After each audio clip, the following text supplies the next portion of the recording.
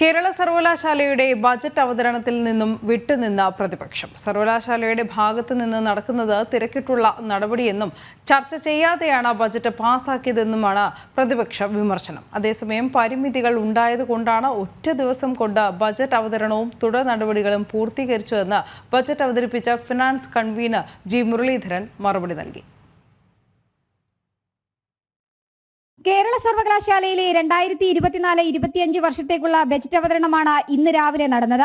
എന്നാൽ ബജറ്റ് അവതരണത്തിൽ നിന്ന് കോൺഗ്രസിന്റെ പ്രതിനിധികൾ പ്രതിഷേധവുമായി ഇറങ്ങിപ്പോയി.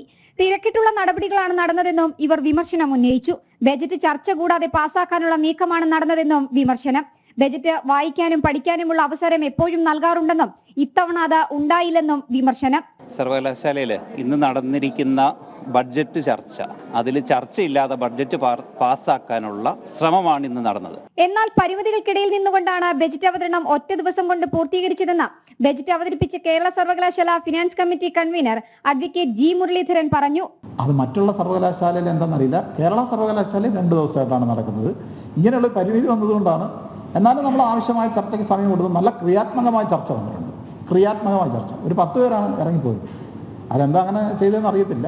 കാര്യങ്ങൾ ശ്രദ്ധപ്പെടുത്താൻ സഭയുടെ ഭാവിയിൽ അത് നമുക്ക് തിരുത്തുകയും ചെയ്യാം. പക്ഷേ ഇങ്ങനെയുള്ള ചില പരിമിതികളാണ് ഒരു ദിവസമായി നടത്തേണ്ടി വന്നത്. 836.48 കോടി രൂപയുടെ വരവും അത്ര തന്നെ ചെലവും പ്രതീക്ഷിക്കുന്ന ബജറ്റാണ് അവതരിപ്പിച്ചത്. കാര്യവട്ടം ക്യാമ്പസിനെ രാജ്യത്തെ പ്രമുഖ വൈജ്ഞാനിക കേന്ദ്രവും അക്കാദമിക ടൂറിസ്റ്റ് സെന്ററുമാക്കി വിപുലപ്പെടുത്താനാണ് ബജറ്റിലെ പ്രധാന തീരുമാനം. ജനം, തിരുവനന്തപുരം.